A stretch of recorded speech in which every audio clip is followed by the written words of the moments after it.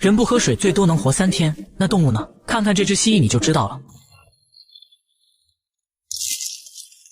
在太阳的无情暴晒下，它连蜕几层皮，玩具小伞也被瞬间焚毁。好不容易找到一滴水，还没下咽就迅速蒸发。在这片荒无人烟的沙漠里，地表温度高到70，外来的小蜥蜴面临极大的生存挑战。正在它热不可耐时，听到远处传来呼唤的声音，那是一只横穿公路被车碾作2截的老球鱼。原来就是因为它，主人的车辆避让不及，才将自己掉落在这里。但现在怪它也没用了。为了表达歉意，老球鱼告诉他，想要获得水源，那就必须找到一个名叫尘埃镇的地方，那里每逢周3都会放水。蓝哥不想死在这个鬼地方，只能按照球鱼老人说的继续走进沙漠。从此他也将迎来一场奇妙之旅。走到半路，他又突然听到一个奇怪的叫唤。